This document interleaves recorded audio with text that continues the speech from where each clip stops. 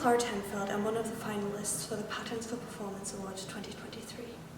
I entered a costume for Hellena, who is one of the main characters in Aphra's The Rover. The Rover is a boisterous 17th century comedy which takes place in Naples. According to plans that were made for her, Hellena is destined to become a nun. This starkly mismatches her personality.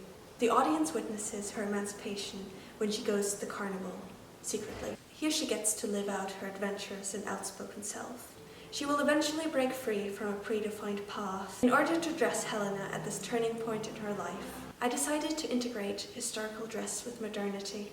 I anchored Hellena's dress in the exact period in which the play was written, set, and originally performed. This was the British Interregnum and early Restoration period. Picking the appropriate base was not difficult, because Janet Arnold's Patterns for Fashion provide a pattern for the 1660s, which was exactly what I was looking for.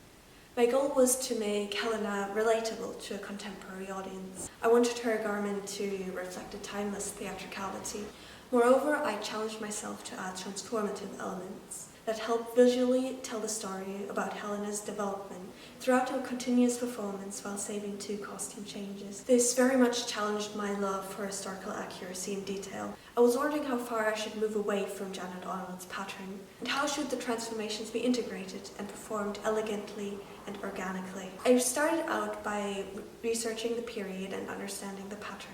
I decided to retain important stylistic indicators of the period, including the overall silhouette, the sloped neckline, and the elongated bodice. I changed other elements to increase theatricality or to contemporize the garment. That's why I designed a raised back neckline and decided against the blouse-like sleeve elements. The tabs on the bodice pattern left me slightly confused. Where should the tabs actually go? Either underneath the petticoat or on top of the pleats. Photos of the 1660s silver tissue gown in the book and online show the tabs visible just as often as they are hidden. However, through comparing a great number of paintings from the period, I discovered that the tabs seem to have been consistently worn underneath. I explored creative pattern cutting inspired by the Japanese drop hole or otoshiana technique. I adapted the technique to include 2 performative transformations, including sleeves. The performer can bring about these changes without any help or the need to go off stage. The sleeves are attached upwards towards the waistline inside of the skirt. For the first transformation, the performer can reach down and slide their arm into one of the sleeves to bring the skirt up and to reveal a fiery red underskirt. This asymmetrical transformation serves as one of Hellena's lively and flirtatious carnival costumes. For the second transformation, the performer can use a set of 2 sleeves along the back of the skirt. When pulled up, a modestly colored blue fabric frames Hellena's front. The illusion of a nun's habit or even a hooded cape can be created. The cape would help her sneak out of her home and into the commotion of the carnival. The elaborate pattern cutting process required a great deal of precision and spatial considerations.